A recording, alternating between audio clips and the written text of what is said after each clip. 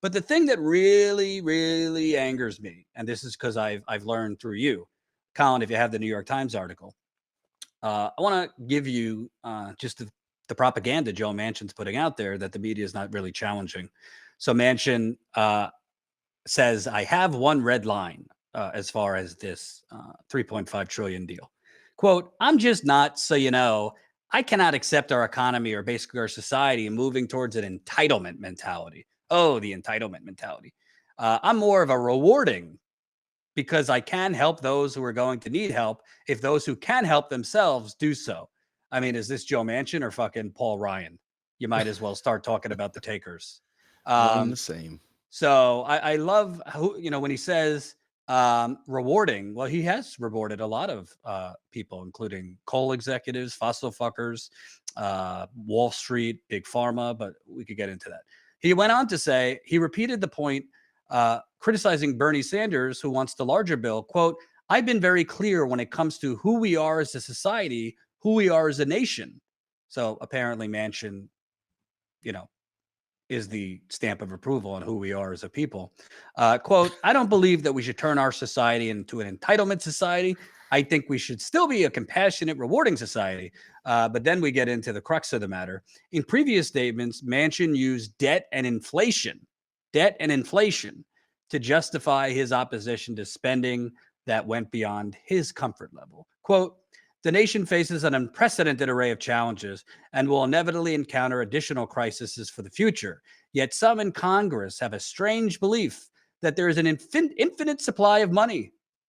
I had to have you on when I heard that. An infinite supply of money to deal with any current or future crisis, and that spending trillions upon trillions will have no negative consequences for our future. I disagree.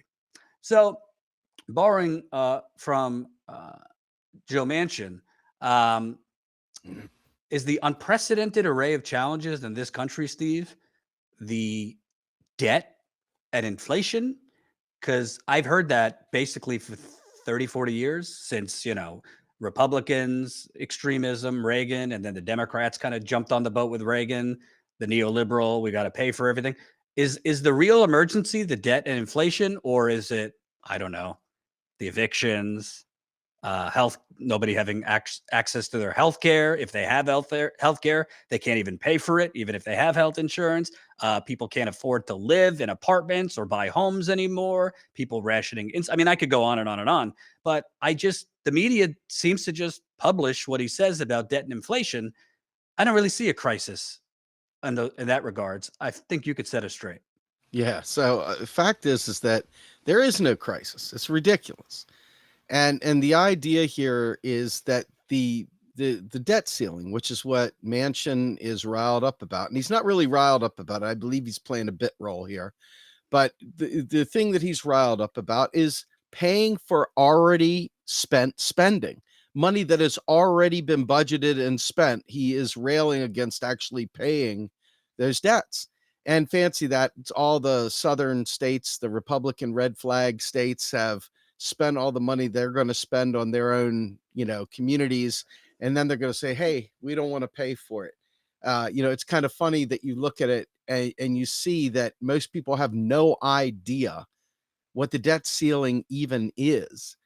And so you say, is the real crisis the debt or inflation? And no, the real crisis is economic illiteracy, because every one of those things that you talked about, every single one of them, the same exact story plays out for every single issue that we have facing us today. Yes, we can afford to do any of it.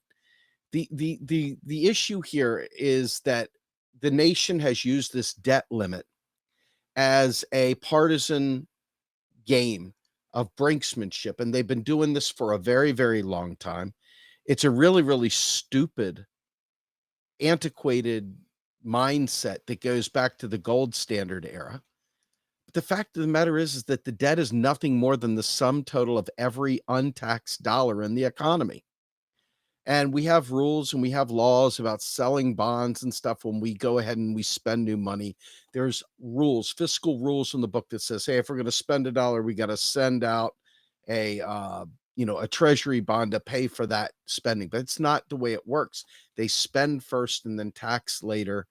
And so this whole debt ceiling thing that they're waxing poetic about is really just more of the same stuff. All these years later, our movement still hasn't gotten to the streets yet over them try to, hold us back with austerity. And this is just another opportunity to try and say, see, we need to cut spending. We need to reduce spending. And they're going to try and hold the Democrats over a barrel. And mind you, you can hate the Democrats till the cows come home. But the fact is that right now, the things the Democrats are advancing are a hell of a lot better than what the Republicans are trying to do themselves. So at some point in time, you got to just stop and you got to start asking yourself what the hell the fight is even really about. And what it really is about is actually, are we going to default for the first time in our history to accommodate the Republicans' gamesmanship? And in Manchin and Sinema are basically Republicans with a D in front of their name. Well, And by they're the playing a way, part. I didn't have time to read it. I just saw the headline. The Intercept just reported Kirsten Sinema is literally teaching a class, I think at Arizona State University, on fundraising. Oh my God. Kirsten Sinema is literally, Colin, I don't know if you could find that. Intercept, Google Kirsten Sinema fundraising class. She's literally teaching a class on fundraising at Arizona State University where she teaches the students how to cultivate political donors. This is not The Onion. This is what she's currently doing. So she's teaching students how to be a part of legalized bribery. She's teaching young people how to be a part of legalized bribery while she is being legally bribed. Anyway, so I want to get into that debt ceiling, and then I want to get more into Manchin. I don't understand the debt ceiling because my understanding is we're not actually borrowing this money. We're printing the money. It's just under the illusion that we're borrowing it from all these other countries. So when you say we've reached the debt limit, we don't have a limit because, as Alan Greenspan said, and I think what's his name, Ben Bernanke, went on 60 Minutes. Yeah, you just move a decimal point in a digital machine. So can you? Maybe I'm missing something. When they say limit, what is this limit? Because it seems that we could print till we're blue in the face. We just have to, again, be careful about the effects on inflation. So we've got two things going on. Number one, we can either have the Federal Reserve credit the Treasury's accounts with fiat money where they would go out and sell bonds against that new spending. Or B, they could have the Treasury literally physically print money, greenbacks, whatever, to pay for this. And so part of what you've got here is a fiscal rule that says when we spend money, we will then in turn sell Treasury bonds to offset that spending. And so what they're talking about is a decision to sell Treasury bonds. I'm here to tell you, just eliminate Treasury bonds, set the interest rate to zero, never worry about selling interest or Treasury bonds again, and see what happens. The only people that are going to really complain are the rich people that have gotten used to having a basic income from those Treasury bills. Okay. Now, I will tell you that retirement accounts and other things invest in these safe investments because it is a safe investment. But it's largely just a fiscal rule that says we have to sell bonds when we spend money. So they sell these bonds, but a lot of times the government itself buys its own bonds, where these are not things that are used to actually fund anything.